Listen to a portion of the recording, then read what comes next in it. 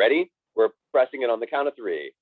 1, 2, 3. Oh, look at all of those yellow daisies. Where'd they get all those? Those are way more than 1,000, though. It almost feels like, you know, between season 1 and season 2, somebody was so inspired by the daisies that they just created a daisy farm.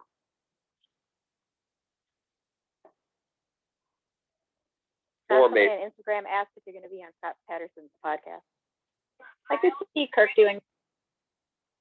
Yeah. I haven't been asked to be on Scott Patterson's podcast.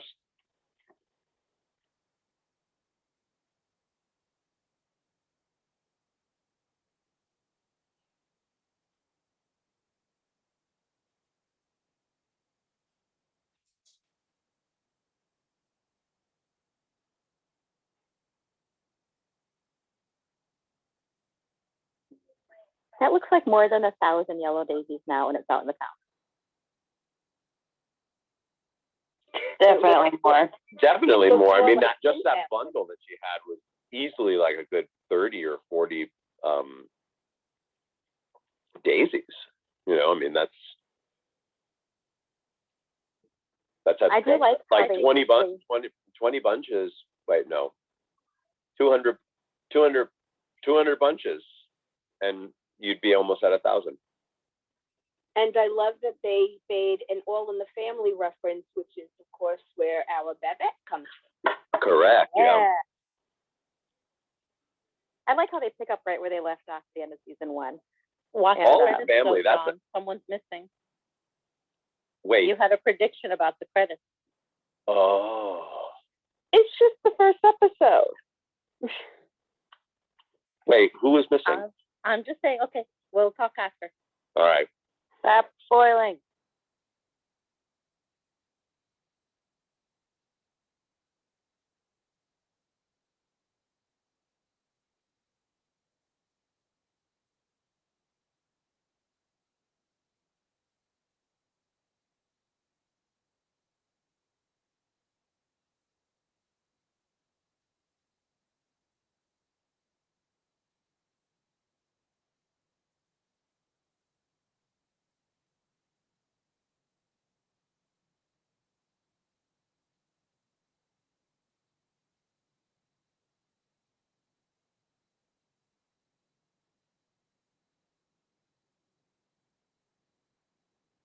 Oh my gosh, is Lane leaving the show?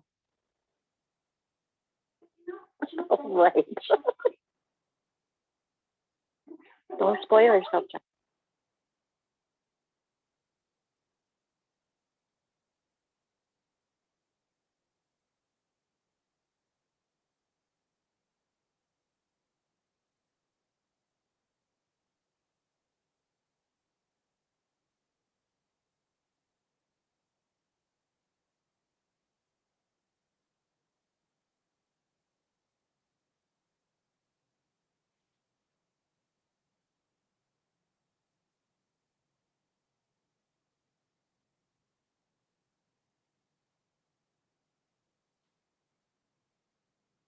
Mrs. Kim sounds so cheery.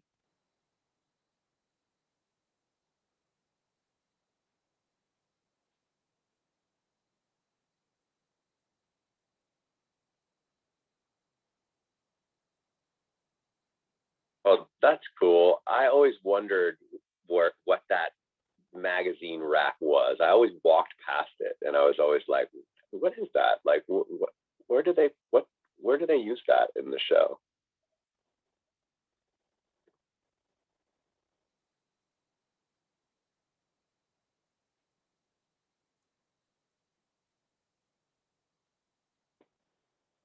Somebody asked if you met Mr. Kim when you were in Lane's house when you were the character Brian. Patty's from right here, from right where she's standing. Do you know? No clue. I don't think they showed. No idea. Left shoulder. If you were like go right through that magazine rack.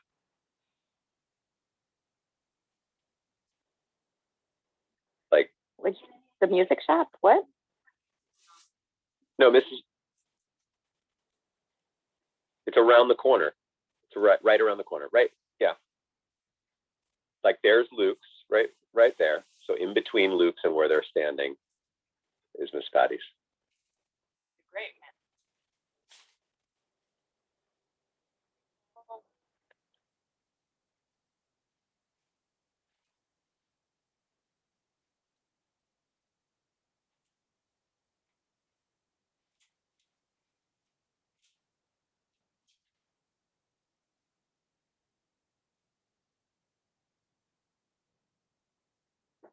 I just love Miss Patty so much. I just love this next scene. I just love this whole bit, like the fact that they don't even realize. Here's some town interaction for you, John. Town. There's some town. There's my town.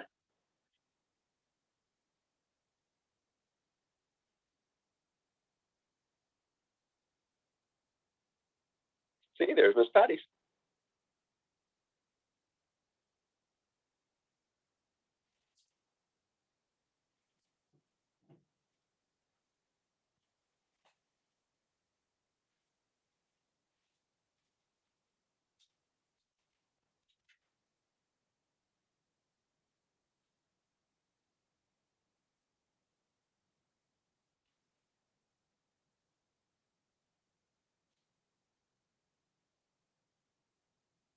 Look at Kirk as a mailman. Just cut that too.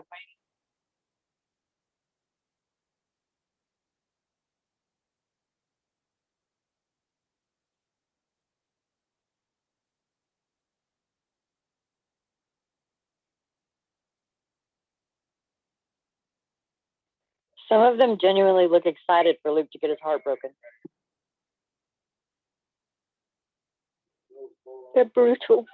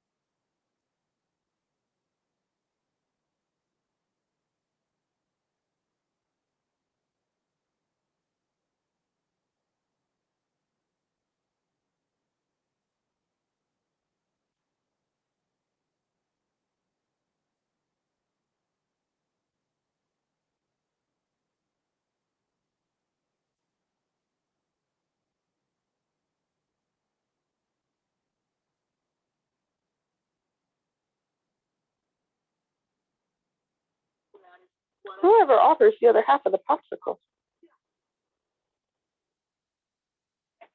That's a pop culture reference where, like, popsicles, some of them used to have, like, two, where you could split them.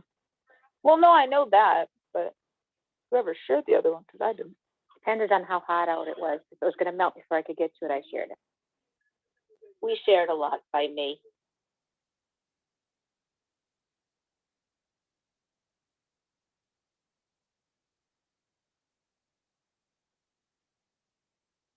I just noticed that the muffins are in a basket, and aren't they usually like under like a close, like a cake tray? Yeah, Like one of those glass ones. cake tray.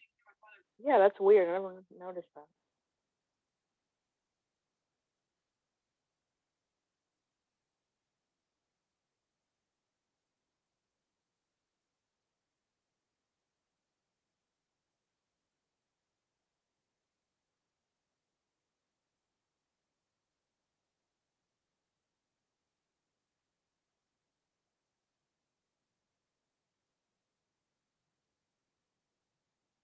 Anybody else distracted by the dog on her shirt?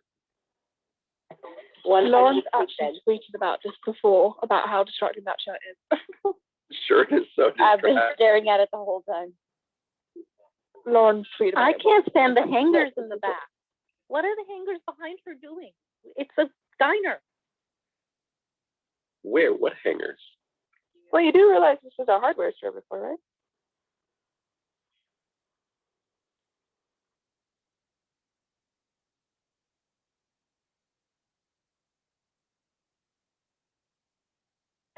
Kirk passed out. Kirk passed out is funny. Is there a list somewhere of all the jobs that Kirk has had through the whole show? Probably. I think so, yeah. Yeah, in the book, There's BuzzFeed.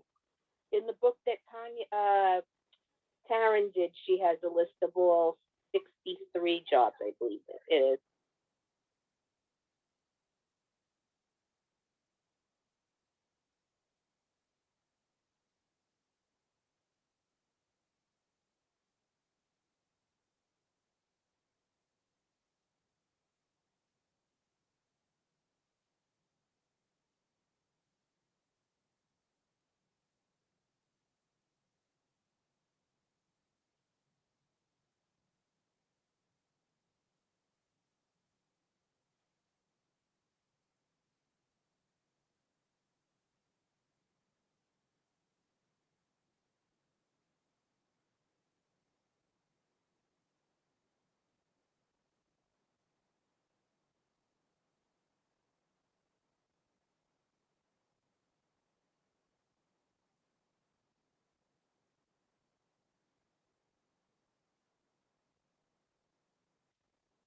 New set.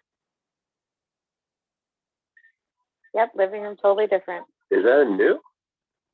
There's very nice behind the White House.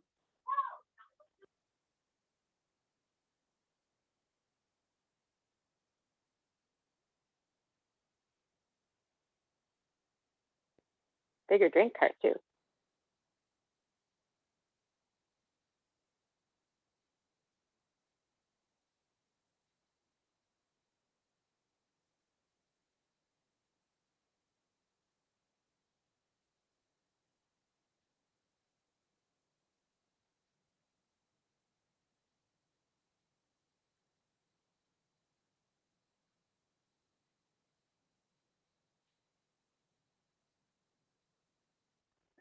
Notice she says any information I might find useful.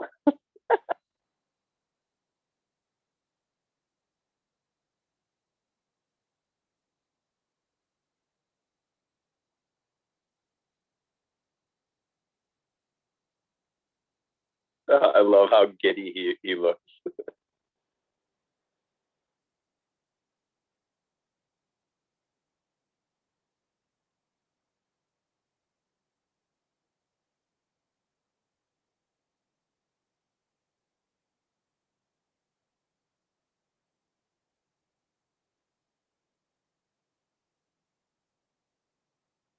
All of your dinners are special.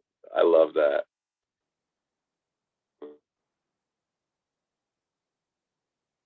World.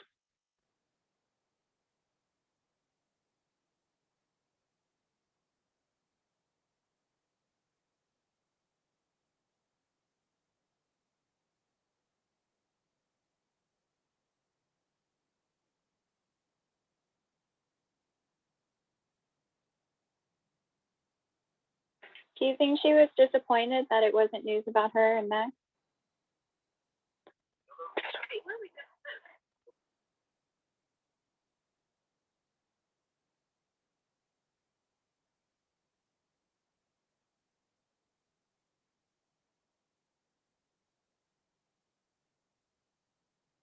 Definitely not his house.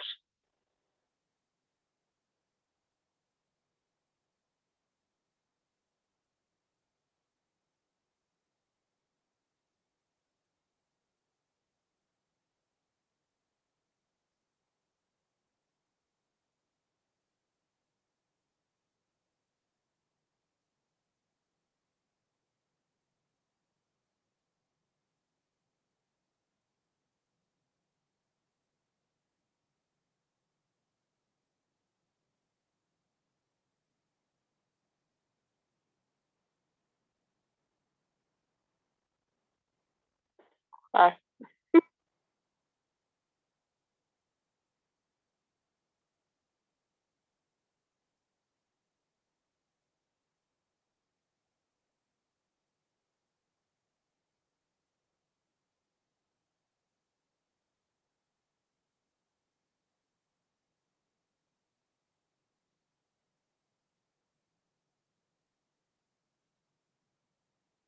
I definitely want to talk about that afterwards.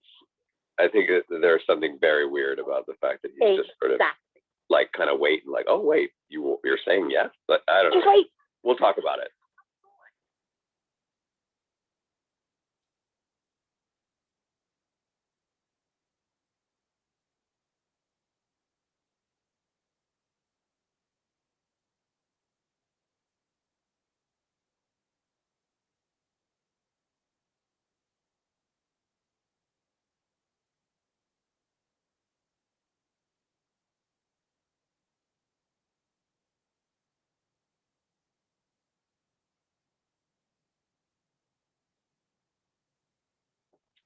At you too.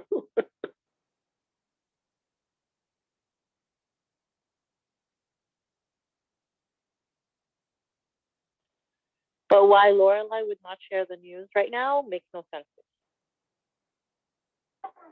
Right, and why did she choose that moment when they're celebrating Rory's 3%? You know what I mean? It's weird. Max just brings out the weird.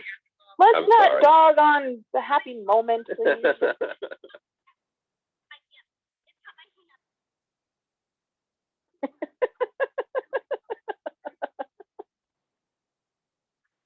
How does Suki actually cook? Very carefully. I love her so much. Me too.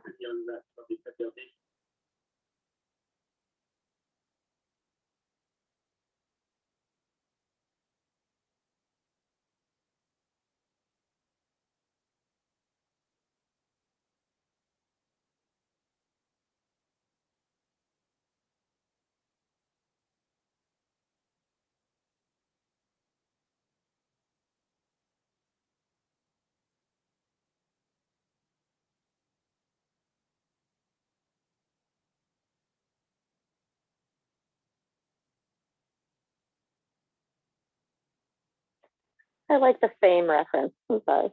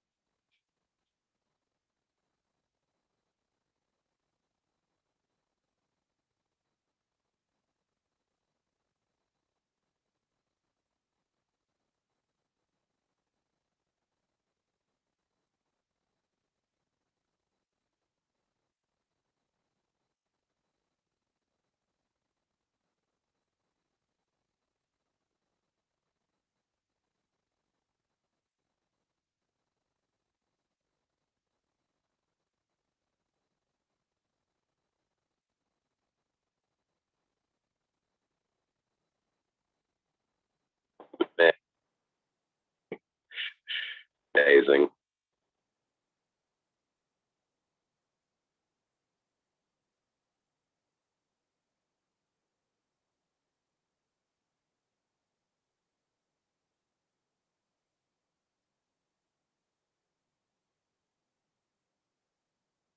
She is so sweet.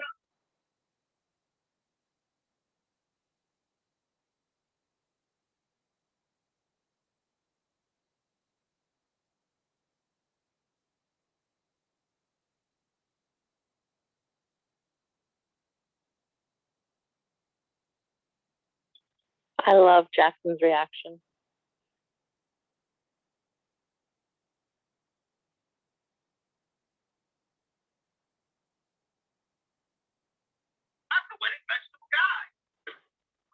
Well, okay then.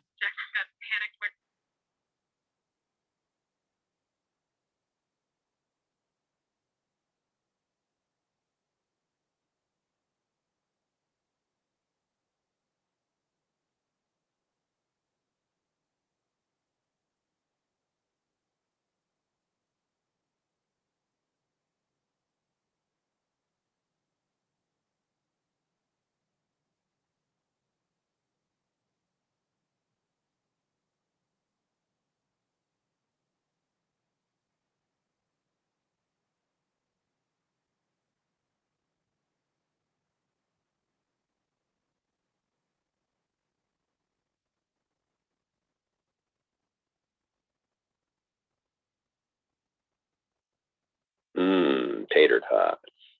That actually looks really good for 9:46 in the morning.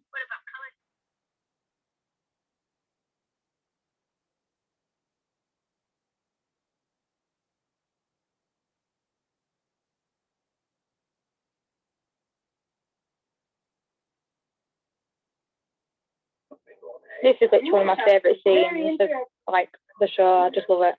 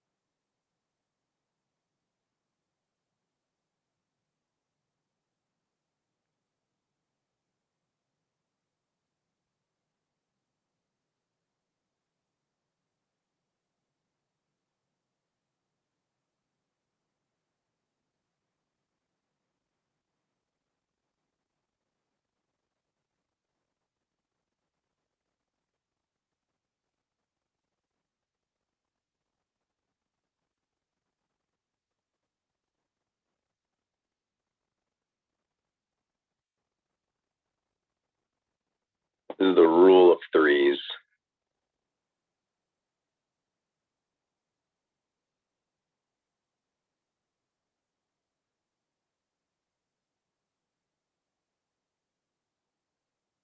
I love that.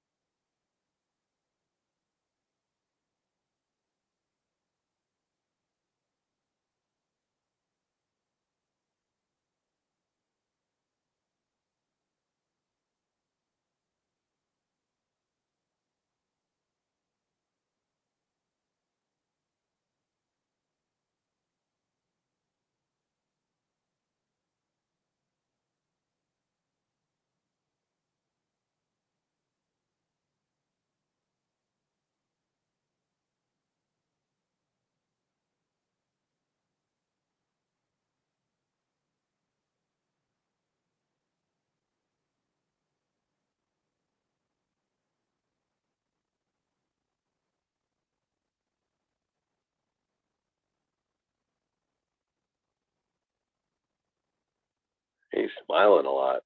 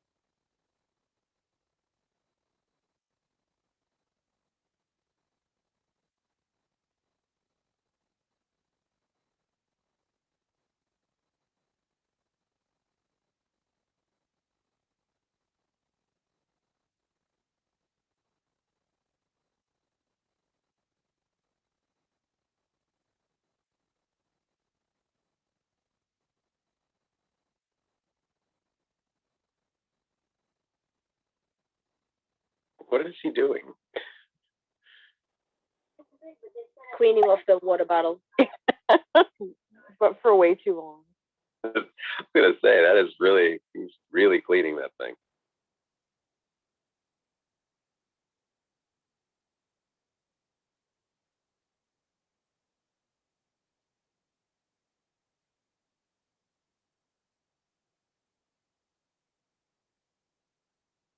Yeah, I'm sure Emily is over something. I will say I love Dean's haircut now.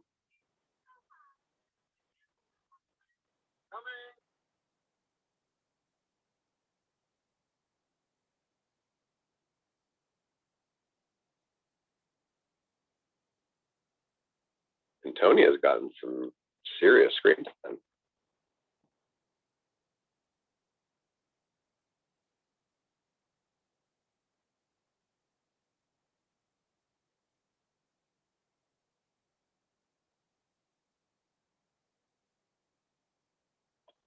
She's not over it. The necklace with the unbuttoned. Oh my goodness. This is hilarious.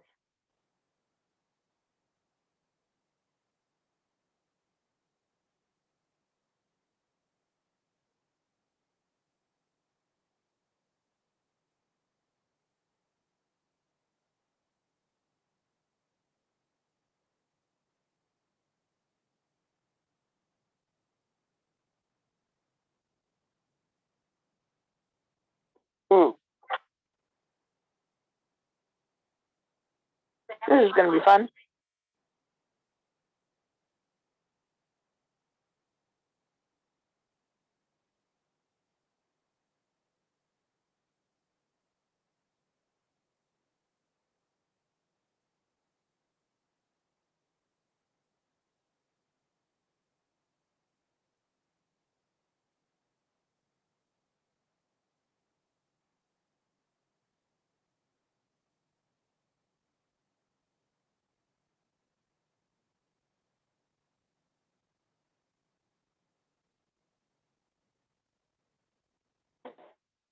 Poor Dean.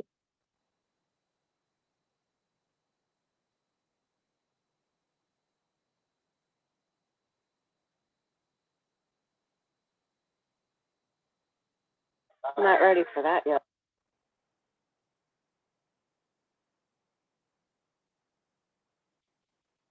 Oh man, Jared is taller than Ed. Jared is very tall. Tall glass of water.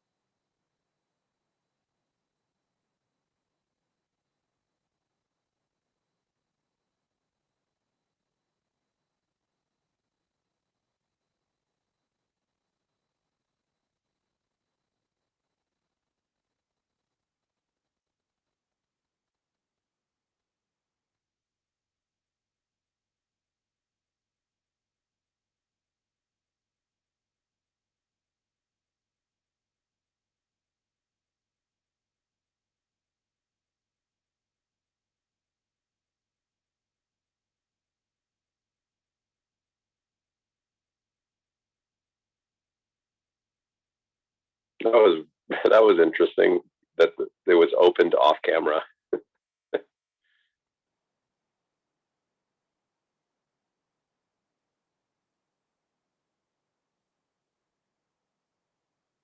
What? In what way is Twinkies her favorite dessert?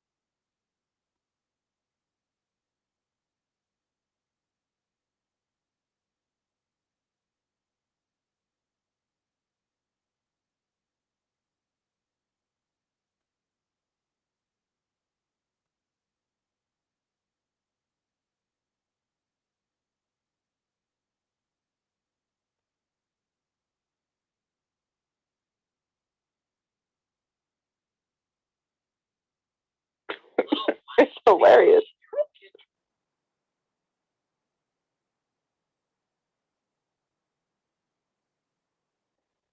And here he's outlining all the ways he connected to Rory. To Rory. Totally. I'm 49. I still don't know what I want to be when I grow up.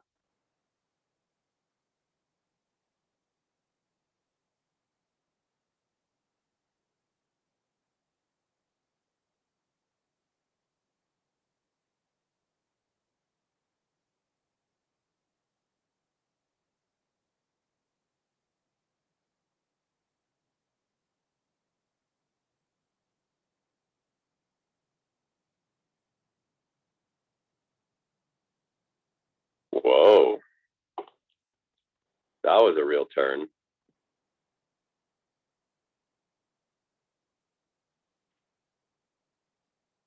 That necklace.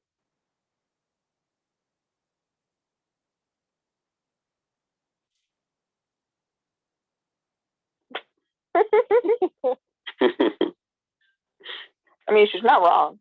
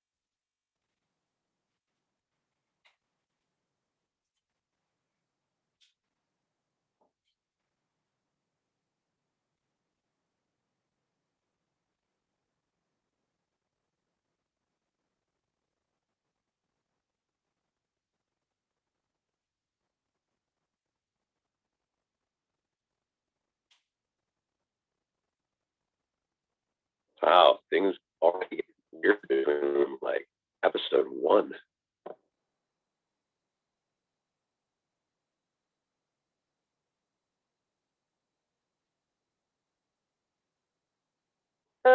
She licked her fingers and then touched the rest of them. Why did she open the whole box? I was Making just a about to ask platter. the same thing. Who could have eaten more than one Twinkie? You're talking about the Gilmore girls here. Very true, but still. They're really good frozen though. And I could eat 2. I mean, I have a stomach like the Gilmore girls, but still, even for me, that's a lot.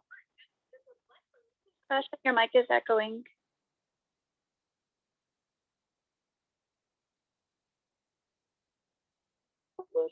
Even though how many snacks I eat on the daily and nightly basis. It's like the Gilmore girls times 100.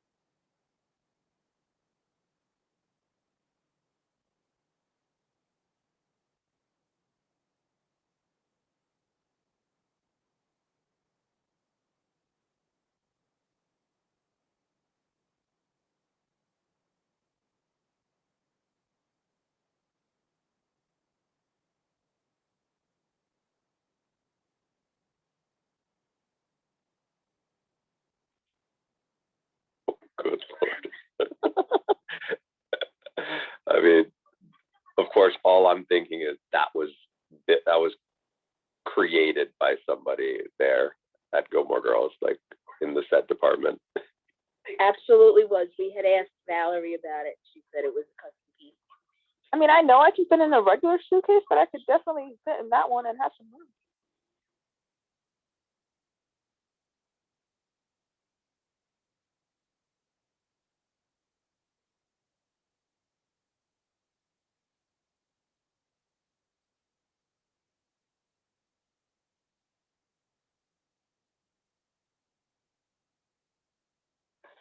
Socialization. So interesting. I mean, that Richard, it seems, has taken this so much harder than. Oh, John, Watch.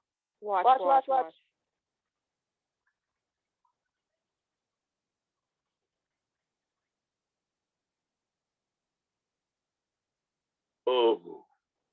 Yep. Just wait.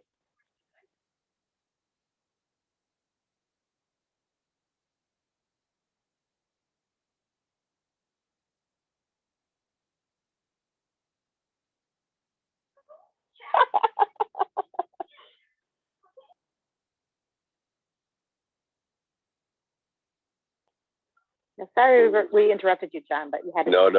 That was good. Thank you for doing that.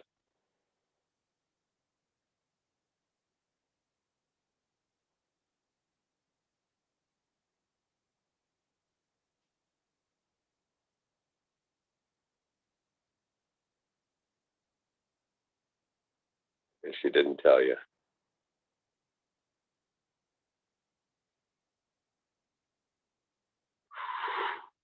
Nice. That is Emily at her best. She's so hurt, though. She's not as ever right to be. Well, I know, but I mean, she just, when she feels hurt, it actually kind of improves her demeanor a little for some reason. Yeah, you feel so sad for her, don't you? I love Emily.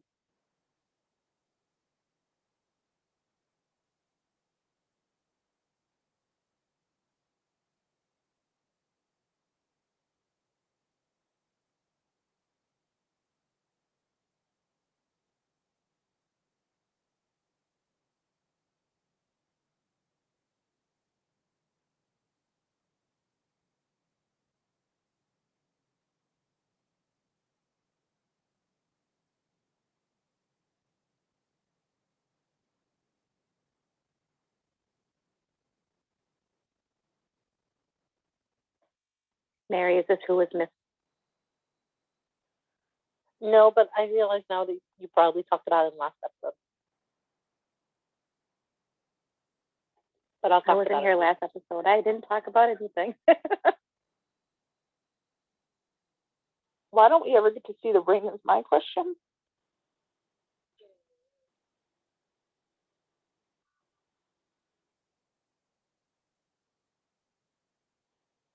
I was talking about Rachel because John made a prediction that Rachel was going to be added to the credits. No. Well, I was being completely wrong. Sorry, I want to be like, I hope he sees the second news that she's got.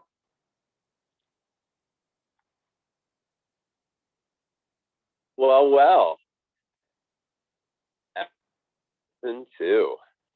Good start, right? Yeah, it was a really good start. We got some really with the upper Gilmores, we'll call them. I thought that was really interesting that this was the first episode where I kind of started to think that, we've all I've always sort of assumed that Emily's really the one who's like the most affected by what happened with Lorelai and getting pregnant and leaving home and all of that, and I know that Richard had that big blow up scene with Lorelai last season, but this was like the moment where I kind of realized that, like, even though he's much more reserved and quiet most of the time, that I think he's more, like, considerably more affected by what happened than Emily is. At least from the standpoint of, like, the family, and the name and all of that, right? Like, Emily's much more concerned with, like, you know, losing her daughter and, like, how her daughter feels about her, and, you know, it's much more a personal thing for Emily, right? But, like, Richard really, like this is really eating at him, this idea that the family's name and the family's reputation and all of this stuff was so damaged by Lorelai, and could be damaged again by Rory.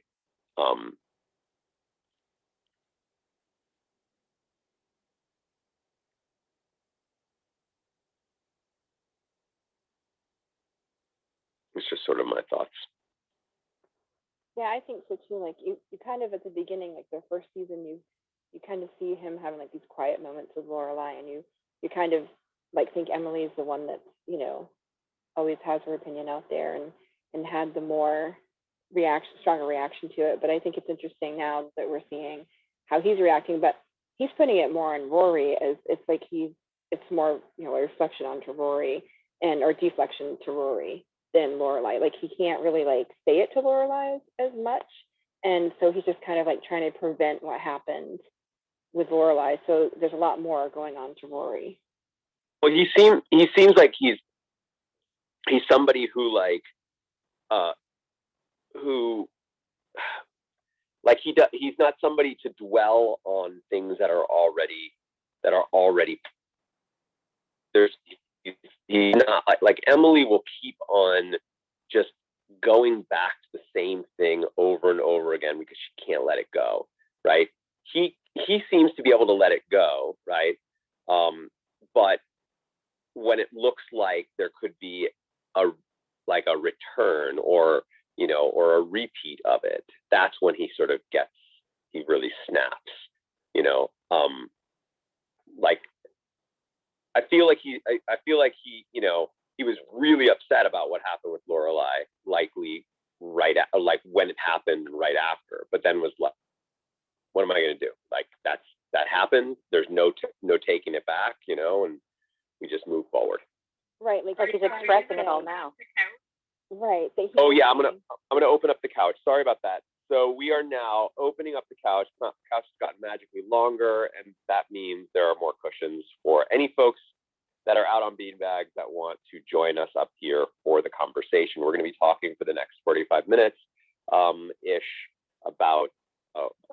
So we're going to be talking about that whole thing.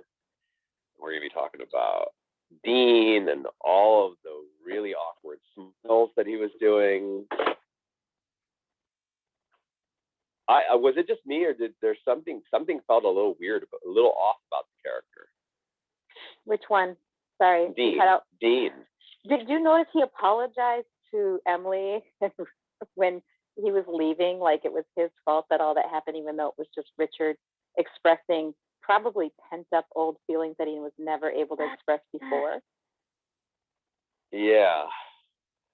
I feel like Tasha's finger's gonna fall off. Tasha, hit it. Thank you.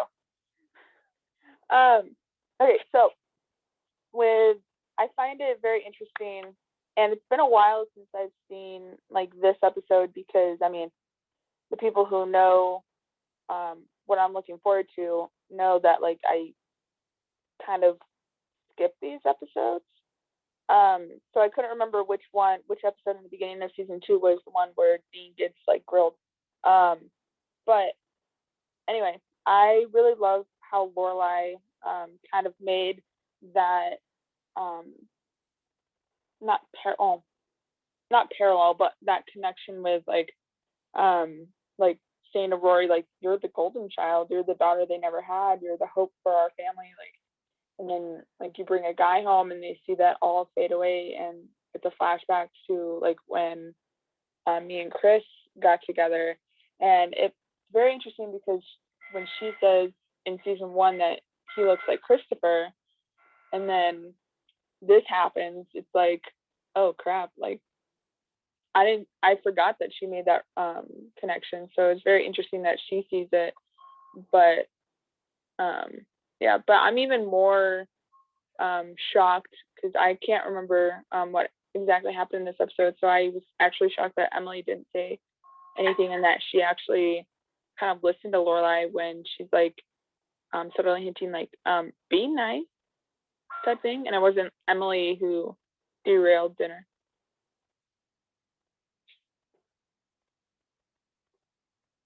Yeah, I hadn't even thought about the fact that that Dean has already been sort of set up as somebody who kind of looks like or reminds folks of Christopher. So that may have also played a big part in what happened there, right? Because they probably saw, you know,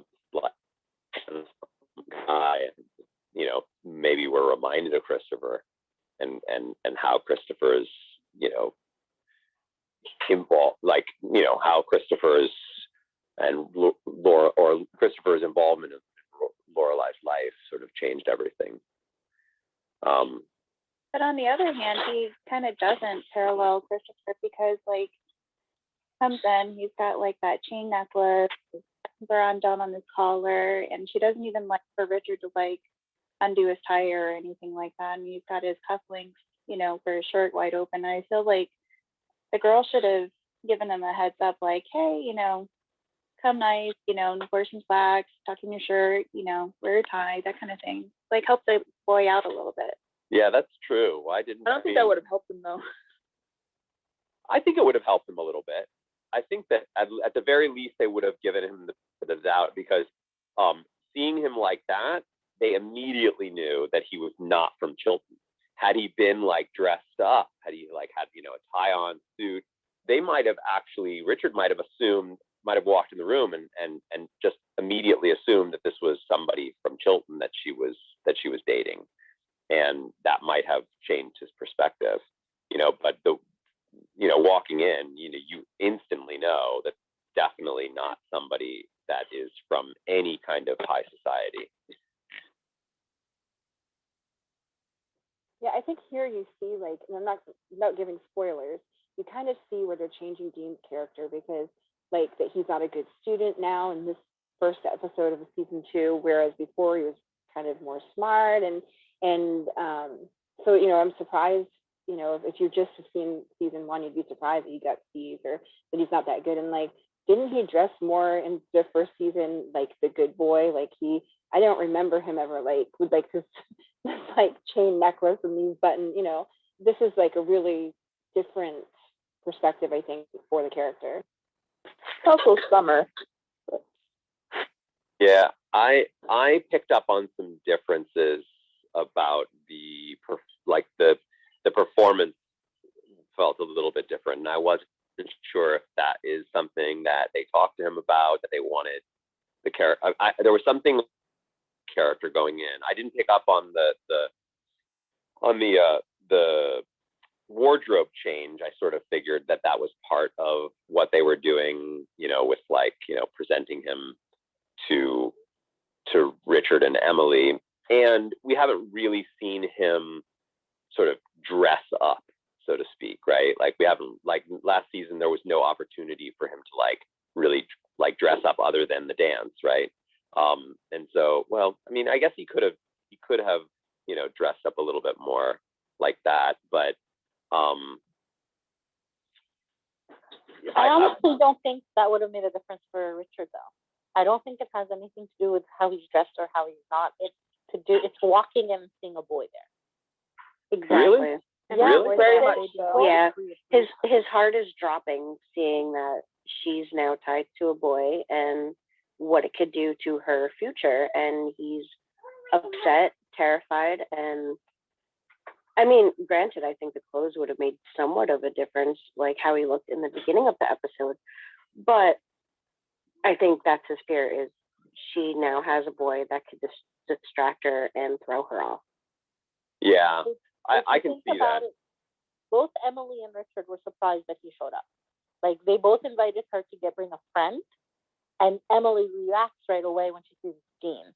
Neither one of them expected that Dean would be important enough to be the person that she would want to bring over. Right. I also do appreciate that she put it aside, though, you know, knowing the back history from the dance. Oh, yeah, absolutely. I'm just saying, like, I think the fact that they opened the invitation up to a friend, and I think it shocked them to see that that Dean was that person, that he was important enough that she wanted him to meet her grandparents. I think that took them both by complete surprise, and Richard couldn't recover.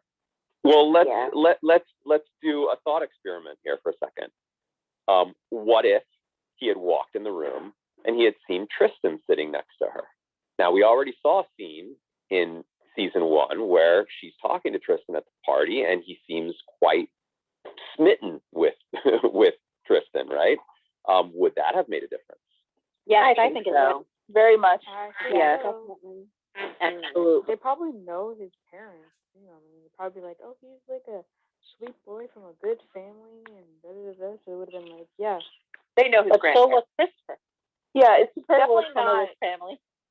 Well, yeah, but like I don't think it's mainly like what boy it is. Well, actually, it is what boy it is, and not necessarily just a boy. Because I mean, like Mary said, like Chris was from a great family, but they also knew him really well. So I think like if he would have seen Tristan sitting there, I mean, if he got to know him, then he probably wouldn't have liked him. But just by initial sight, I think he would have said like, "Oh, he's a lovely boy," because he said that in season 1. Yeah, I mean, I think that there were probably a few things going on there, right? Like I agree that he probably walked in the room, and this is all about Rory's, top 3%, her future, the future of the family. Certainly this event, like for Richard, all about, the legacy of the Gilmores. And then to see a boy in there, I could imagine would instinctively remind him of how a boy in his daughter's life, sort of derailed that. But I think that that had that boy been a little bit more presentable, a little bit more from that world, that shock wouldn't have really like disturbed the evening too much. He might have like seen him and been a little like thrown off, but then would have been composed and spoken to him and found ways to sort of make good out of this new person's company. The fact that like he wasn't from that world, I think that's what drew Richard into all of that. What do you want to do with your life? What are your grades like? And by the way, going back to the grades thing, he said I get a couple A's, a couple B's, and some C's, which sort of suggests that probably he gets more C's than he gets the other ones. But he specifically says I'm not good at math, and there was nothing really in season 1 to suggest that Dean was like a math whiz. He seemed a little bit more like, into authors and reading and whatnot. And I know a lot of people who, are way more on the like literary side of smart and just, they're just like enumerate. They're just not really like math just freaks them out. So I can buy this idea that he's still a really smart guy and really like well read and all of that, while not being good at math. Can I say, I'm sorry if somebody said this, I had to go out to the garage, somebody was picking up something they were buying from us, but we have to remember they know that Rory broke up with Dean and she was all sad over it too. Did we already talk about that part? That might also have contributed to their reaction to him coming to dinner. Mm-hmm. That's a good point. Not that it makes it right, but I think that might have been Emily's initial reaction, was that it was Dean that showed up, and she knew that everything Rory had gone through the breakup and feeling bad about stuff and things like that, or she knew enough about it. And then there he is standing at her door and she didn't know they were back together. Richard's was probably a combination of many things, but I kind of sometimes thought that contributed to the way they treated Dean as well, at least Emily initially. the awkwardness of the Dean character in this episode sort of threw me, you know, like the kind of like, oh, I'm sorry, you know, oh, like all of that was like, whoa, where's my bag boy? Can I just say that when he first showed up at the door, though, where he's like, "Where's your mom?" and then he pulls her out as if like it's all new and she has to hide it from Lorelai. Yeah, totally. I love how your perspective on Dean is already changing in the first episode, which just makes me very happy for what's to come. Well, now I got to get you to come over to my side with Max.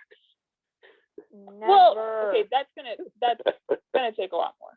Oh wait, are you still anti-Max? Because if you are, I'm already on that side. I'm not. I mean, I'm kind of like exaggerating with my like, you know, I'm not into Max thing. I'm not into Max. Like, let's be clear. But I mean, it's more fun to just, you know, to be negative on that character, or to, you know, to pick sides.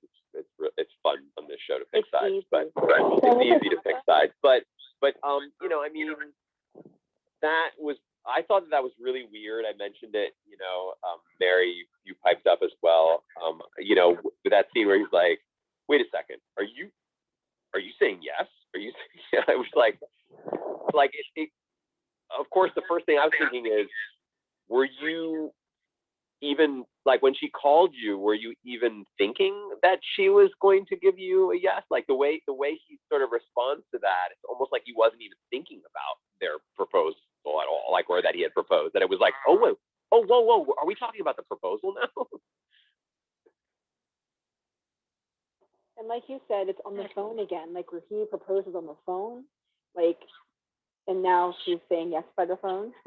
Yeah, I mean, this is just, I feel like this is doomed just because of the way that they're presenting all of this, you know, like I feel like the writing is hinting to us, you know, through the way that this engagement happened and proposal and all of that, like, you know, it just seemed, and even like there at the end with the ring, you know, and the ring not fitting her, and he's like, you know, let me take it back, let me get it fitted, you know, it's like, you know, it feels like they're saying that this is just not like this thing, that what we're presenting here to you doesn't quite fit, but these characters want it to fit really badly, right? Like she wants that ring to fit really badly, so she's just going to wear it, like, just even though it's completely too large for her, you know, I'm going to wear it, don't touch it, you know, but we are sort of kind of like, yeah, but I have a feeling that ring's going to fall off your finger at some point. Tasha. Okay, so back to my question last night. Why do we have to keep hating on Max? Like, why does it matter that, like he does not, he's not right? Well, I get not like Lorelai. There's nothing wrong with the man. Okay, well, I get that, and I made this point last night where I was like, Max is not my favorite person. We all know who my favorite person is, but I think like what we're kind of shying away from is like the fact that like Lorelai is happy, and I think like kind of pointing to your point, John, where Max just got like kind of thrown off. I think like he was thrown off because like when I think he was like more excited than like thrown off, where he was like, "Are you saying yes?" and stuff like that. So I think he was like more like happy like than anything else, and so. Yeah, I mean, I think he was happy.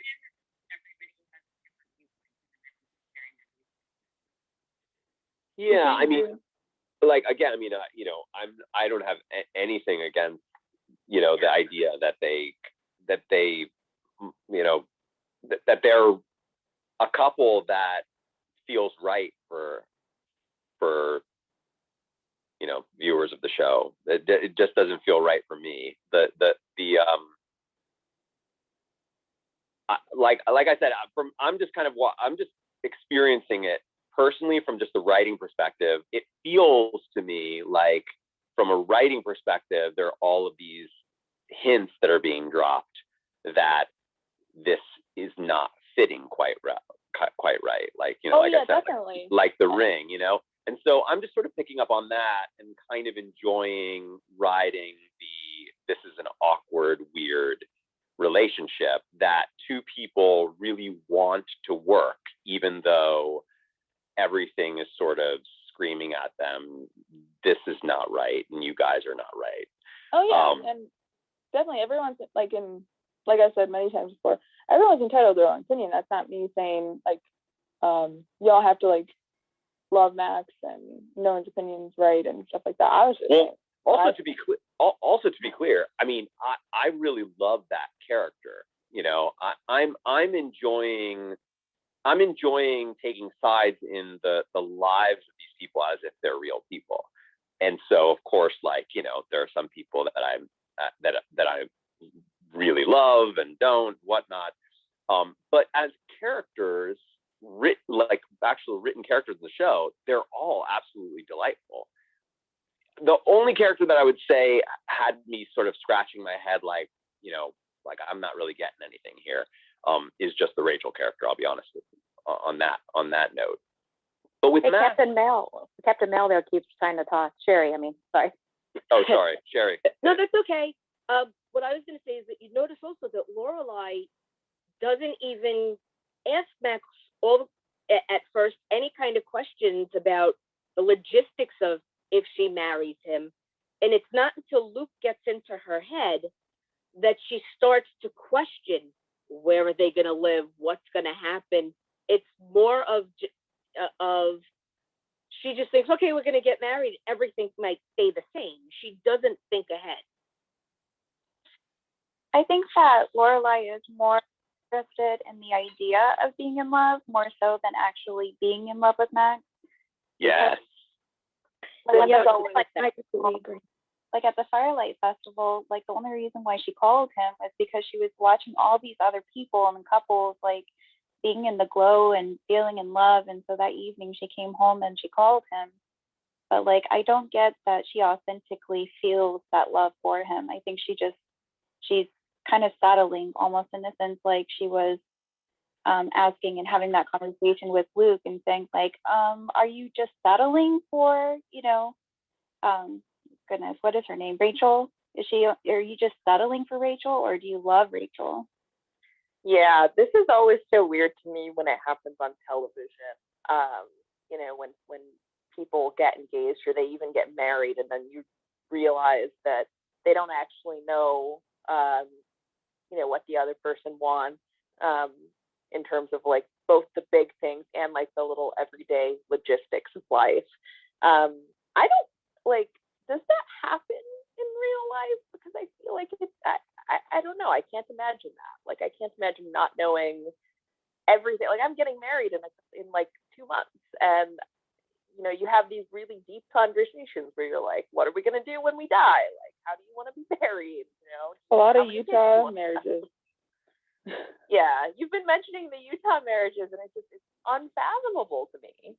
Well, when you get married and like date and get married within like 6 months, unless you've been with each other like throughout high school and then you get married afterwards, then yeah, that's fine. But yeah, like Utah marriages are very similar to that, where like you don't really know too much, and that's why like a lot of couples, especially here in Utah, they get married and then within like a year they get divorced, because like you don't really know someone too much even in 6 months. Like I was dating someone for 2.5 years and I barely knew too much about him.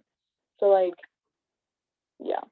There's a whole thing about like the questions that you want to ask. There's an article that I can post to our like bag boy group about like the things that you ask before you get married. But I also think like people, this is just me generally speculating, but like I've heard that you generally want to go through a crisis before you marry someone. Like you get stuck on a vacation at the airport somewhere, or you know a loved one dies or something happens, someone gets sick. And it's funny because now saying that, I realize she's been through that with Luke, but not with Max. Like when her dad was sick, who was there? It was Luke.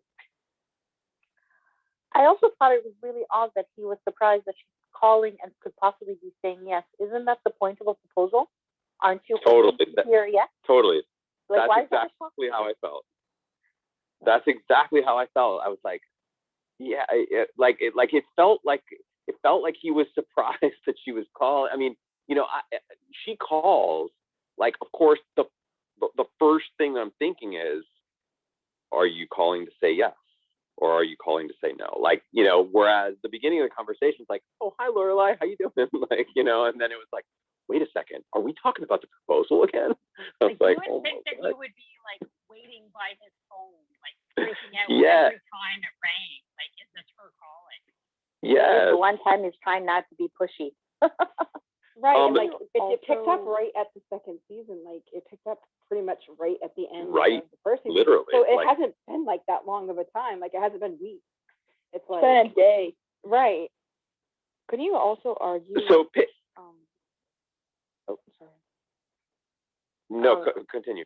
About like how it's like, well, Lorelai, you don't think Lorelai really loves Max, but maybe I think you could argue that Lorelai thinks that she loves Max because Lorelai doesn't know what it feels like to be in love with someone, because she's never she had a kid and then didn't really have serious relationships because her serious relationship was with her child, and now she's with Max and she thinks that what she has with him is love because she doesn't fully understand what love is. But She was in love with Chris. But was she? At 16, that's different. Yeah, teenage love. Hey, teenage love means a lot. I'm not knocking it, but it's definitely different. So, hey, John, I would like, before you have to go soon here, I would like to hear what you thought about that scene between Sookie and Emily, and then Emily and Richard towards the end. Sorry, I need you to repeat that. I actually switched from my Wi-Fi to my phone data because I was getting like really slow connection in the moment while I was switching over. I lost what you were saying. I was wondering what you felt or what your thoughts are on that scene between Sookie and Emily, and then Emily and Richard towards the end of the episode, like when we told you to watch. Well, I think that my reaction was pretty clear while we were watching it. I mean, I loved it, and I loved Emily's reaction to it. Like I said, I thought that was like Emily at her best. Just in terms of dealing with all of this, and I go back and forth in terms of how much what Emily does is like, sometimes she's so ego driven, and sometimes she's just so incredibly intuitive, and her ego just doesn't get in the way, and she knows exactly what she needs to do or say in the moment that is absolutely going to help course correct things that are going wrong. And this was just a perfect example of one of those, where she just instinctively knows that the best way to course correct this is to have Richard apologize. I really love that moment. One thing I wanted just quickly going back to the thing that we were saying before, what we were talking about before, and jumping off of what Sabrina said. I think that this, there are plenty of people who in this world that get married because of the idea of marriage, and the idea of love and wanting to find that perfect person and have that sort of storybook life, only to realize then, not too far either into the planning of the wedding or even into the marriage itself that it doesn't work. That typically is something that you see with younger marriages, right? Which to me says something also about the Lorelai character, that she's sort of like emotionally, at least when it comes to love, is sort of stunted, right? That she still kind of loves and kind of sees love and marriage and whatnot like she still is a high schooler in a way, which kind of speaks to this idea that like Lorelai is, Rory's best friend and kind of relates to her on Rory's level and has this sort of youthful quality to her character. Sherry. I have a question. I know that right now you're Team Chris, but do you think that if Lorelai never got pregnant to begin with, if their relationship would have lasted? Oh, I don't really know, because I don't really know the Chris character well enough yet, past just, you know, the kind of the, you know, I like that. I like those characters because, and I like them as a couple because the chemistry that they have on screen, the history that I feel like they have, they just, to me, they work more naturally than Lorelai and Luke and Lorelai and Max. But would they have lasted? That's just kind of hard for me to answer, because I don't know enough about Christopher yet to know, like, you know, what are his bad habits, you know, and some of that probably would play into the answer. If I had to guess, I'd probably say no, they probably wouldn't, because I don't know. I don't know. I don't know the answer to that, really. That's a tough one. I think that if they stayed together in high school and then maybe married right after high school, they probably would have gotten divorced. But if they, like, I can still see, and maybe this is why I'm rooting for them, I can see a mature Lorelai and a mature Christopher coming together again and deciding that they still love each other and that they still have this, and then getting married and being together for the rest of their lives. I wonder if that's because, like, the adult Lorelai and adult Christopher that you're seeing is like an emotionally stunted version of the adult Lorelai and adult Christopher because of the big experience that they had when they were kids. Yeah, maybe, probably, actually, yeah. John, I wanted to ask you, when he was going through the rings, you said something about the rule of three on television. Oh yeah, rule of threes. Yeah, that's just like a writing rule, or not rule, but it's like a thing that you'll see a lot, right? Like, if you don't know what the rule of threes is, I'm going to tell you this, and you're going to have a hard time unseeing it. You'll see it all over television, and that is like, what's up? It's like the Schoolhouse Rock song. Three is the magic number. Sorry. Yeah. Yeah, you'll see it a lot in you know, like comedy, you know. Comedy often uses like sort of three things, right? Like, you know, like the punchline of a joke is usually like a list of three things, and it's the third thing that ends up hitting, right? So you'll see that a lot in writing, and so that was like the rule of threes. You could see it, right? The rule of threes is like, you know, in the Three Little Bears, right? Like, you know, the one bed is too big, one bed is too small, one bed is just right, you know. And here you could feel that coming, right? First ring, not good. Second ring, not good. Knew the third ring was going to be good. You know, you can feel that in the writing, and you'll see like that rule of three. You'll see that all over writing in television and books, and, you know, just, I mean, it's a you know, I mean, not a rule, but it's something that that works. It works for comedy. It works for fiction. You know, it can work in moments like that where the three things are listed almost like right there in sequence. It can work across long spaces of time where, like, you know, the first thing happens, you know, early in the story, the second thing happens. It's a part of the hero's journey, right? Like, you know, the Joseph Campbell hero's journey, which is like, you know, big sort of philosophy of writing, a mythic philosophy, that all narratives, or most Western narratives at least, you know, have this like hero character who goes through these same. The first two trials that they go through, they fail, and then the third one they succeed. It's kind of like a natural trilogy. Yeah, trilogy is a good example of rule of three. Or even that game they were playing in the diner where they're picking Lorelai's husband. That was all about threes as well.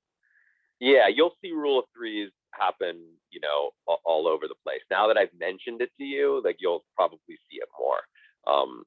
It's like experienced writers they don't even think about it. They don't have to think about it. They just they can just feel that in the writing. You would never it would have been really weird if they had done 4 rings, for example, right? Like if 3 rings had been weird and it was the 4th ring, or three rings had not been good and it was the 4th ring that was the right one, would have felt too long. We would all been like, that was like, we wouldn't have known exactly what it was, maybe, because we if you aren't aware of that rule, you would have just sort of felt like something's off, right? And if it was only 2 rings, that might have also felt like it was something off, but the 3 is like this nice number that we're really used to in writing, that goes back to ancient writing. That's why. Not just in writing too, I find in a lot of things, people always have 3 choices, like a 1, 2, and a 3, and if you have 1 less or 1 more, it feels like it's too little or too much. Yeah, it's the same. Again, I sort of relate that to story because, everything in a way, our whole world is just sort of made up of stories, the stories that we tell, like civilization and not getting too deep into all of that, sort of story concept, but everything, like currency and government and politics. I mean, they're all stories that we collectively tell ourselves, and so all of those systems are full of literary devices that we're used to, and so we have rules of 3 in our own lives all over the place. I think that humans are just natural storytellers, and it's the thing that makes us so unique. I think it's funny that we're talking about this because, and by the way, I don't consider this a spoiler, but one of the big references on the show later on is to The Power of Myth, which is actually how I discovered that show / book. And I wound up reading the book version, which was really a transcript of the show. The Power of Myth is Joseph Campbell's work. Bill Moyers. Bill Moyers. No, Bill Moyers. Sorry. I'm thinking. It was Hero's Journey. No, it was both, because it was. Yeah, it was both.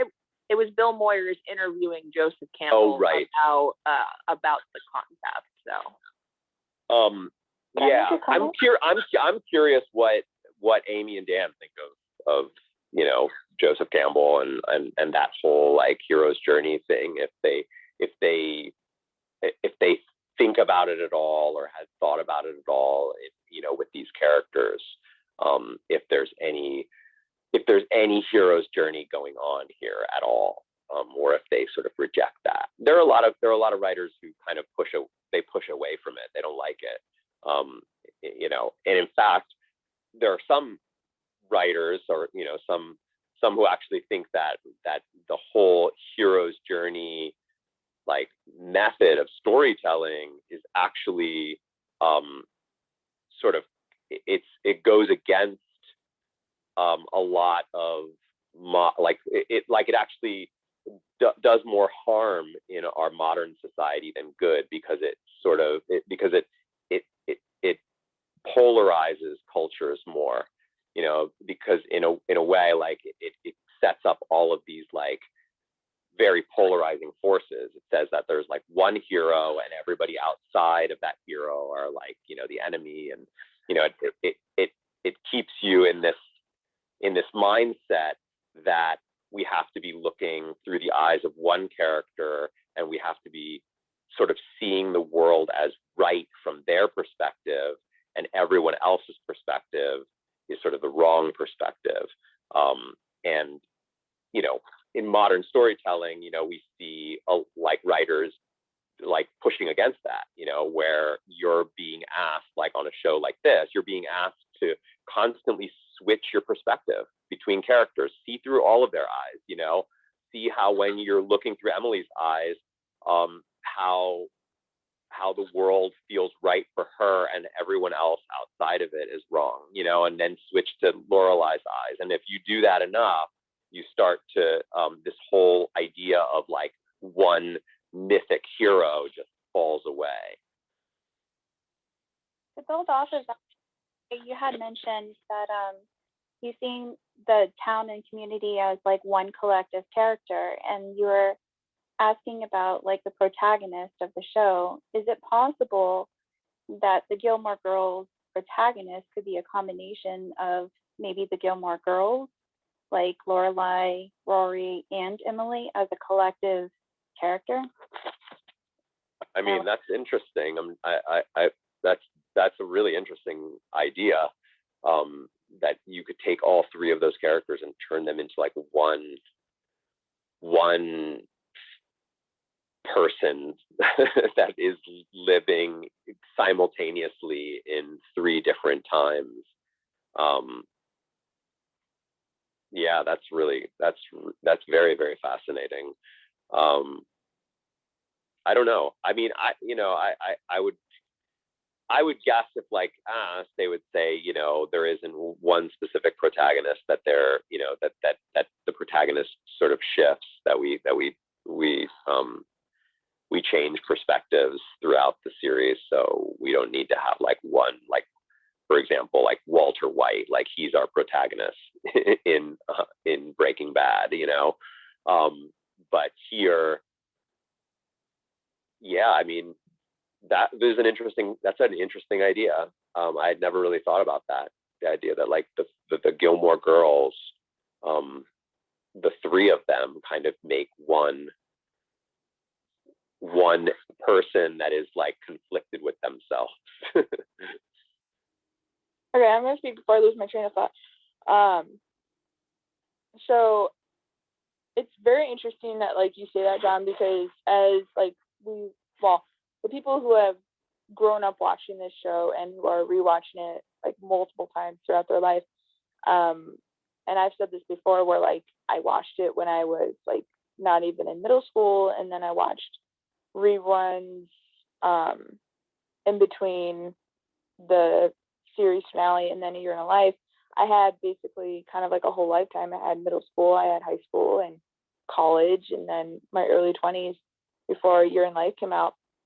Like now watching it like from the beginning as like a 28-year-old, like I look at like each character with like a different perspective, like even like Emily and Richard, like looking at like life through their eyes,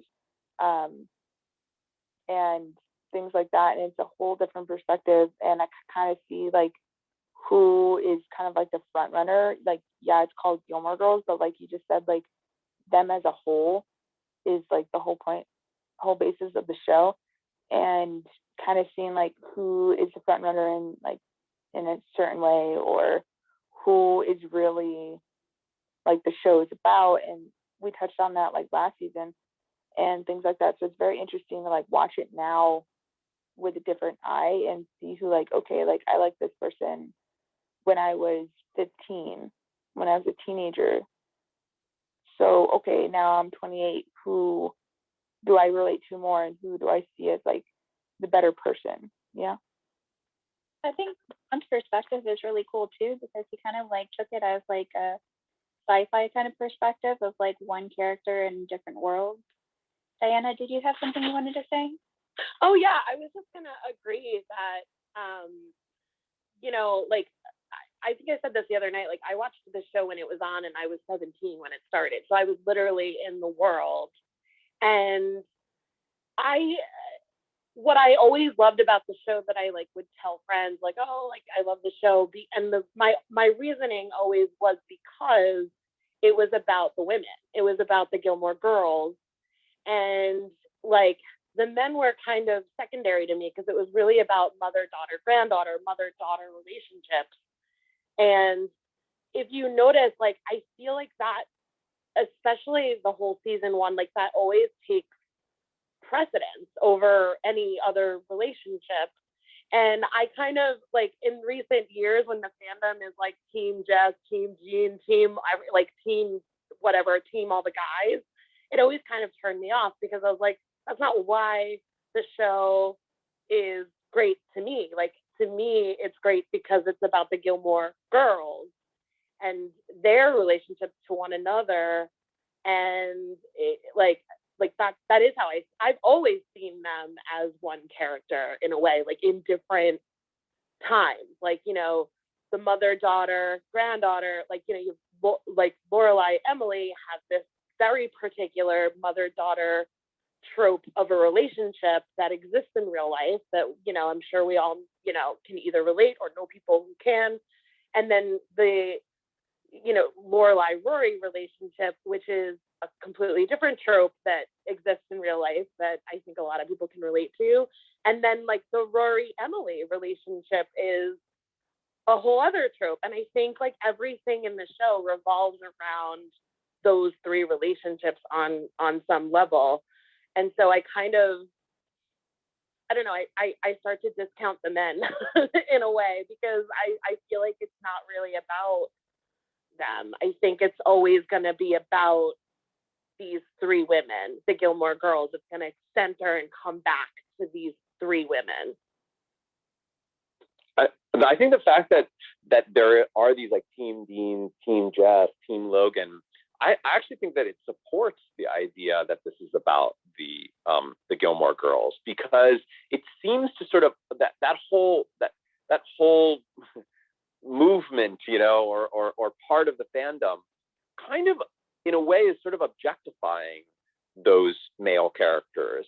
It's having the fandom really live in the Gilmore Girls, and as the Gilmore Girls, right, the fandom is choosing who they want, right, like who is the right man for them or boy for them. But it's still really having the fandom see through the eyes of the women. I mean, even myself, right, like I'm Team Dean, not necessarily because I'm like seeing through Dean's eyes. I'm Team Dean because I'm seeing through Rory's eyes, because I'm being placed inside the Rory character, and Dean is this thing outside that I want for her. Okay, you just blew my mind. I totally, I see that completely. You changed my mind. Yeah, But by the way, you know, just sort of riffing on the whole story thing, for anybody who's like, you know, interested in this whole like Power of Myth, hero's journey, Joseph Campbell, and like, you know, just how that very, very, very ancient form of storytelling is, you know, how it's, I guess, clashing with modern society and how we are telling stories now, you know, as a species, as culture. There is a really, really, really interesting article, blog post, I guess, written by a man named Jeff Gomez. And I would really, really highly recommend reading it. It's called "The Hero's Journey No Longer Serves Us," I believe is the title. Sabrina, did I get that right? I know I should. Yeah.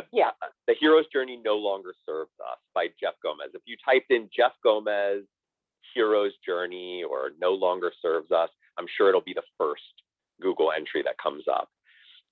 It is just a really, really, really cool perspective on why, you know,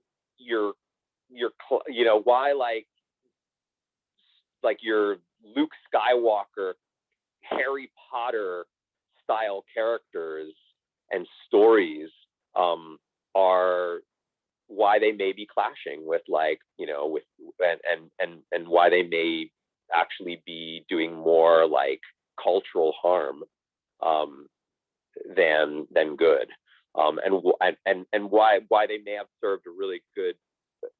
They may have been a very important part of cultures of the past, but now in like a global world where we need to relate more to different cultures and be more open and accepting of different types of ideas and whatnot that come to our life, how the hero's journey may actually like play against that. I found the article really awesome, so I like whenever I get the chance to share it with people, I always am like, read it. It's not very long, but it's really cool. What was it called again? I'm sorry. Just Google Jeff Gomez and then Jeff Gomez hero's journey, and I'm sure it's the first one that comes up. I think it's something like the hero's journey no longer serves us. It says the hero's journey is no longer serving us. Is no longer serving us. Yeah, and if you're still like kind of a little hazy on what I mean by the hero's journey and exactly like, like what I'm specifically referencing when I talk about that storytelling style paradigm, when you read the piece, you'll totally get it. You'll be, oh, okay, I know what kinds of stories that we're talking about here. Yeah, I think the Lord of the Rings is like the most basic, or like the Hobbit is the most basic idea of like the hero's journey, where you have the unlikely hero and they go off and they come back and they're completely changed. Yeah, or like Star Wars, you've got like this like young like Luke. Yeah, this kid who's just sort of living in the middle of nowhere, and then by the end he's like this like powerful Jedi who's come to face the forces of evil and all of that, and you see that over and over again in all kinds of stories, like, and particularly these like pieces of big world fiction. But in like modern storytelling, we see a lot more anti-heroes, and we see stories told from the perspective of many characters, where we're being challenged to not just see it from the eyes of that one hero, but like to see it from the eyes of several different characters that may all be clashing with one another. I've noticed that a lot in newer shows. Like there's a show in Norway that's really popular, that has become popular in the US, called Skam, SKAM, and it's like a high school drama. And each season, the protagonist is different. It's like the same group of people, but the person who was like the villain in one season may be the protagonist in the next season. And also with like Stranger Things, you see that it's really kind of like 4 different groups of people who are sort of the leading characters, and it switches in this really interesting way, not season to season, but like those 4 stories and this like that represent 4 genres of like classic 80s film kind of come together. But something that's really interesting I just thought about is you see that in fanfic too. A lot of the like the characters come together, like you see various facets of storytelling. Like I want to go back to the fanfic that we can't find that's about Brian, the one that you really liked, where it was just like a day in the life of Brian. And sure, I feel like I should have like saved that link somewhere, because I think about that fan fiction all the time, not necessarily because I played that character. Well, yeah, probably because I played that character, but like it was a really good piece of fiction, and I don't know where that thing is. Like, I don't know if it was on Reddit or what, but I feel like it's this lost piece of Gilmore Girls fan history that like might be lost forever. Yeah. Well, what I'm thinking is, the fanfic is really interesting because we've, as like not creators of sort of the original canon, but of like the fanon, I guess is what it's called, create these stories outside of the traditional hero's journey for any given piece of fiction that we enjoy. It's sort of more collaborative, even if the creators don't like that, or if they're not sanctioning it. It still exists the way that we consume media, like Gilmore Girls, or I don't know, Supernatural, or Harry Potter, or whatever. Yeah, I mean, it is sort of pushing against this idea that like that the characters that you focused on in the series like they don't necessarily have to be the protagonist of this world, right? Like if I were to like write, for example, a whole story about Babette, we've talked about like the idea that like, oh, it would be great if we saw a spin-off series of Babette, like maybe when she was younger, or Miss Patty when she was younger. Then we would have to like completely shift the protagonist to them, and fan fiction writers just do that all the time. And I mean, I'm not super entrenched in the world of fan fiction specifically, but I know that like very often fan fiction includes new characters that are added by the fans. Sometimes the fans add themselves into the actual story, right? Make themselves a protagonist. So it's sort of like the whole concept of fan fiction pushes against this idea of the hero's journey, that there is this one particular person that we're supposed to sort of invest ourselves into. Worlds, the idea that like, that Gilmore Girls or Lord of the Rings or Harry Potter isn't just one story, but that it's a world of potentially like countless stories, some of which were written, some of which could potentially be written but never will be written. Like Gilmore Girls, like we could have stories written about the band that are completely separate from everything that we've seen here, or we can go back in time and we can do a whole big story about Trix when she was young. We could go back in time all the way to the founding of the town and see like a whole group of people living lives that are obviously very different, but maybe mirror all of the things that we're seeing in Gilmore Girls. Maybe there's a Lorelai type colonial character, So worlds themselves and just like world building in general when it comes to storytelling, like completely contradicts this idea of the hero's journey, because it just by default says this world is made up of lots of people, and there is no one person that specifically has to define the world. Doesn't have to just be one perspective. It could be any perspective from this world. You could tell Harry Potter from the perspective of Voldemort or any other like evil character, right? And then perhaps if we saw from their eyes, they wouldn't feel evil. Perhaps the opposite. We would sort of feel like Harry Potter is like this like totally nefarious character that's getting in the way of our beloved hero. I think it's funny that in the last episode we see the troubadour stand up and like become part of the story as like a main character, in his own mind. Like he's living his life, he's doing his thing, but he's in the background for us. Like for the whole first season, he's a background character that's not even clear to the audience if he's really there.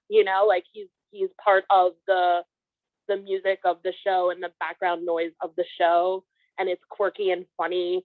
And I think actually I fell in love with the show as a whole, like when I first saw that scene when he stands up, because it was like a moment of like, oh wait, there are other people that live here who have lives and are really interested in how they're, and how they get to live here, and he brings in this whole other perspective from his, like his profession, I guess you could call it that, like this is me, this is my part in this, and how dare you mess with my part in this town. And it's such a great moment where I think it's not, but it's like almost like a fourth wall being broken to me, that, oh, these characters, it's not just about Lorelai and Rory. It's about like all of these people.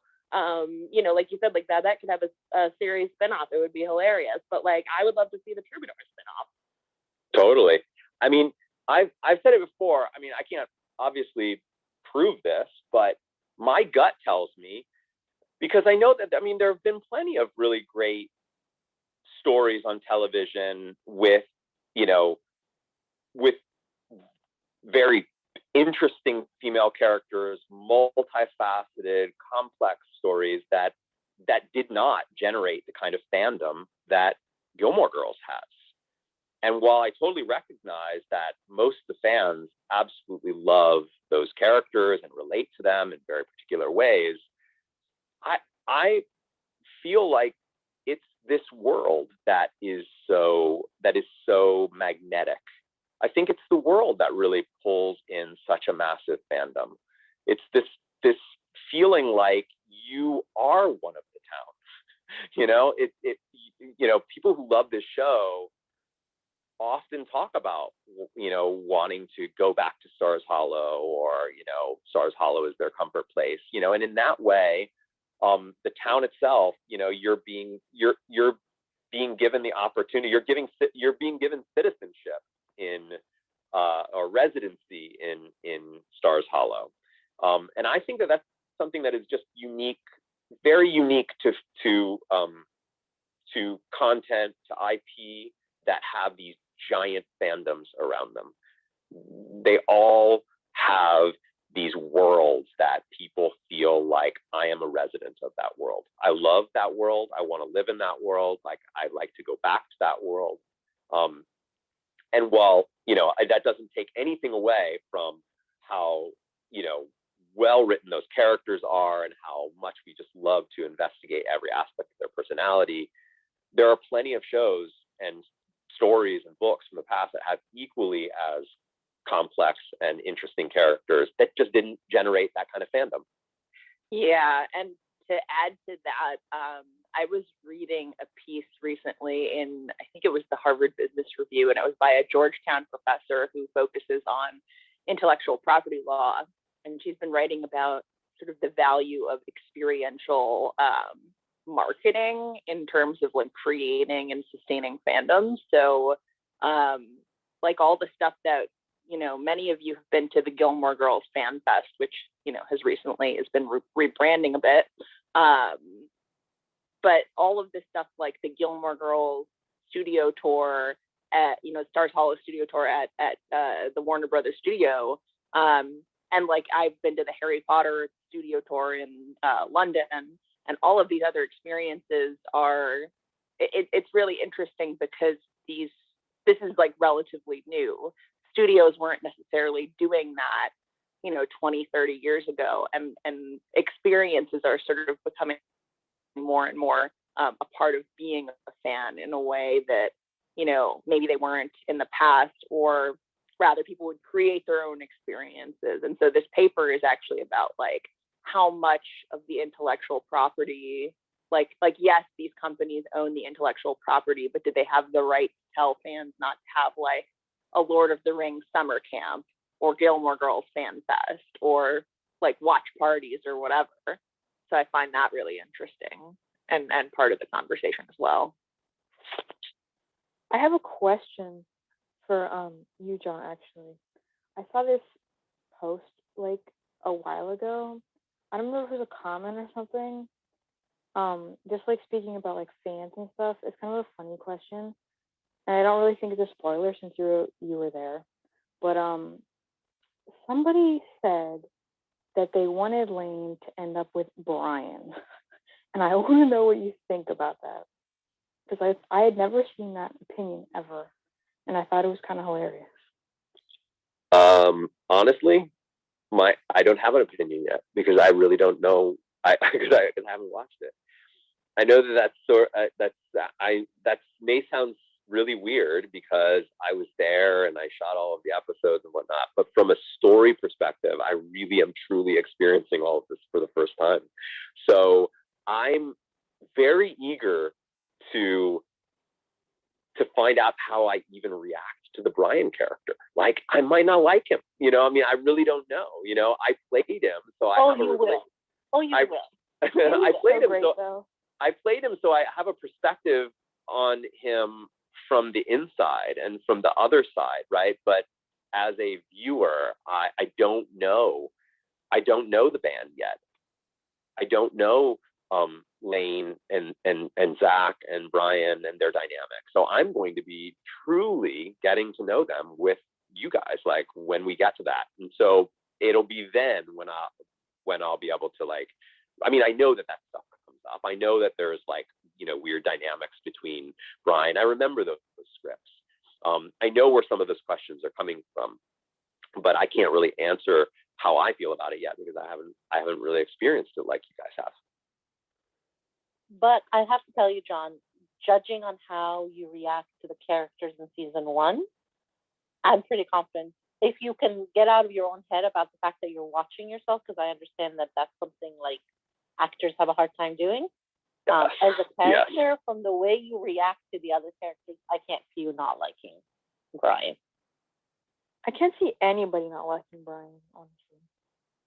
He definitely has a lot of my traits. I mean, he's, like, you know, a geeky guy. He's really into, like, his toys and all of that. I mean, like, I like have a shelf full of toys, and I, like, you know, I'm you know, that's also another thing that I would say, you know, is a hallmark of really good writing, especially on these types of shows where the writers had time to get to know their actors and their characters and all of that, you know, over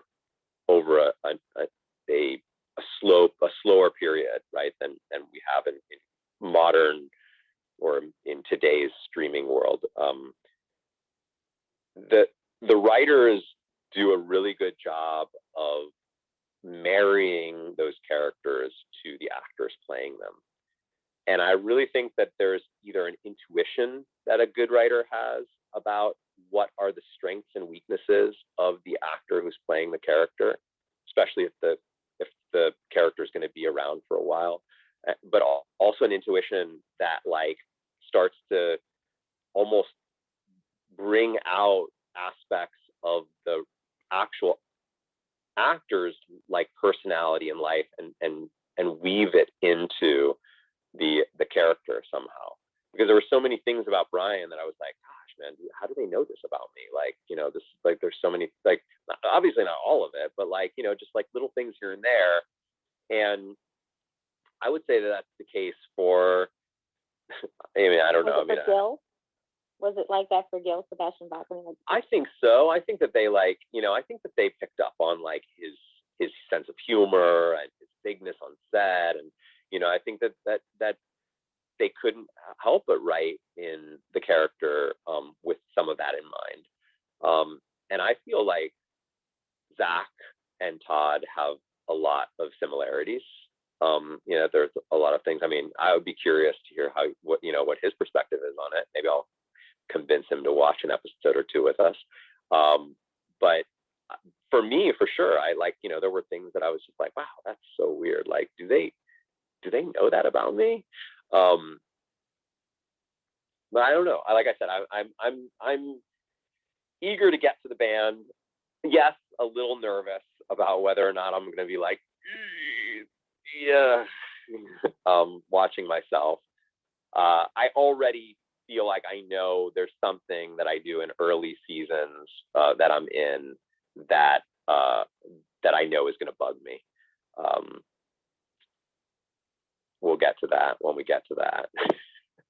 I just want to comment on, like, when you run about the actors and marrying them to the characters, and I feel like that's what makes the characters so relatable for us, and that's how it allows us to be, like, part of, like, that world and that town. Like when you were saying about the fandom and stuff like that, I feel that's why people connect so much, because they can relate to a character or a story, and I think that's why people then write fan fictions, because they get so attached to that world or character that they want to keep it going, they want to extend it, because for some people, you know, it is their happy place, or it's helped them find people or, you know, new things. I know definitely for me, like getting into Gilmore Girls has helped me find so many different things. So I feel that's why people write a fan fiction, because they don't want to let it end. Yeah, I would agree. I would agree for sure. This was a real long session today. And philosophical. And very philosophical. I mean, I really do genuinely. I can't recommend that that article enough. I actually reached out to him on Twitter after I read it. I was like, "Hi, I want to introduce myself. I loved your piece." And so we've connected, and I even floated the idea that he and I could do a clubhouse room together at one point, talking about some of these bigger ideas of story and world building and all of that kind of stuff. And he really liked the idea. So that could be pretty exciting at some point. Could someone like add it to the Bag Boy group on Facebook? Yeah, certainly. I can do it. I'm in the Bag Boy group. Can you add that quiz, the Cosmopolitan quiz, on the Bag Boy group also? Yes. Yeah, I was sent that in, I thought it was on a post, but it was actually sent to me privately by somebody on Instagram. So I'll find that and post it. For those of you who don't know, I'm a winter. How do I find that group? But by the way, most people are winters. So if you end up doing the quiz and you discover that you're a winter, it's like something like 75% of people are winters. I think if you look up Bag Boy versus Bad Boy in Facebook for groups, I believe you'll be able to find it. All right, I'm gonna actually head out, and Babsy and I are going to hang out for her birthday. Happy birthday, Babsy! Happy birthday! Happy birthday! Happy birthday! Yeah, part of the birthday is going to involve cutting some hedges outside that I have to do, and so she's going to. Every woman's dream. Yeah, she's going to. So part of her birthday is going to be holding the ladder to make sure that her husband doesn't fall and kill himself. And then we got some sushi later tonight. Ooh, can't wait. I hope the baby sleeps well for you tonight. Yes, I hope so too. It's been. I really think she's teething. The more I see it, you guys mentioned it the other night. Like, she's just biting down on that hand. You know, like not just sucking on it, like really like gnawing on it. And so I think that Take there's a wet washcloth and put it in the freezer. So when she bites and gnaws on it, it'll be soothing to the gums. Well, Hannah gave me a suggestion. Was it you, Hannah, that gave me the suggestion to fill up the binky with water and then like freeze it? Because that sounds brilliant. Yeah, sounds. That's so much easier, better, less water. But yeah, we're gonna start getting into some of that stuff here really soon. So I've made all of you moderators, as always. I'm going to jump out, but that does not mean that the room has to end. If you guys want to keep speaking, talking, chatting about things that are to come, now I'm leaving, so you won't spoil. Well, maybe there's somebody in the audience that you might spoil, but I will be back tomorrow at 7 p.m. for episode 2 of season 2. This week, I'm going to be having some fun building some new stuff on the app. I think I'm going to start working on like admin features. So like that will set up like being able to like create roles and people to be able to like actually edit things and add posts and stuff. I'm also thinking about adding a new like some sort of public profile so users can actually see each other. And I'm thinking about creating some sort of like badge system or like some sort of like little collectible system that people who participate in these watches would like earn little like like right now I'm like soft calling it the glass menagerie, and so everyone would have like their own little glass menagerie, and they would be like collecting these like little like digital glass like figurines that represent like either specific things in the shows that they're watching or shows that they're watching or whatnot. Just something fun and geeky that just kind of lights my imagination. Maybe it'll light the imagination of some of you here. So I'm going to be working on some of that this week. And John, are you going to be uploading some of the audio?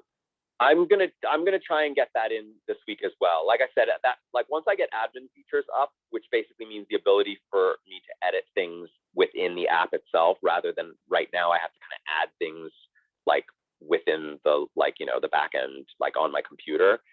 Whereas if I add in admin features, then I'll be able to like actually upload things and change times from my phone, from the app itself. Once I have that, then the link between that and letting other users do the same will be really easy. And like I said, that could come with having public profiles that like other people can potentially follow each other or see each other's information, see each other's little glass menagerie. Yeah, no, that's cool. I'm just saying I have episodes that I'm missing that I need to hear from your end. So. Got it. Okay, got it. Yeah. So I will try and get that up. And I also have episodes that I'm missing that I just completely forgot to press record on, or remember those first 2 episodes, I tried to record them within the app and it failed. So I don't have those episodes. Which I don't think you even have those episodes. So no, because I didn't set it up for that. I set yeah. It up So after we're finished watching season, finished watching the entire series, I may ask all of you, or I may try and really twist your arms to maybe watch episodes 1 and 2 again with me, so that we can have a recording of them. I don't know how many of you would be able to stand that, to watch episodes 1 and 2 again. But John, do you really want to wait till the end? Because then you'll be spoiled for the entire show, and you're going to be constantly trying to not spoil in the first episode. Maybe we'll do that. Maybe we'll do that during one of our hiatus weeks. Yeah, not a bad idea. As long all as right, it's not on your 3-day trip. No, it won't be. And by the way, I said we were going to Big Bear. We're going to Idlewild. I don't know if you know that, but that's also a sort of in the forest little awesome little retreat type thing. We go there every year. We go to Big Bear, or we go to Idlewild, or we go to both. Okay,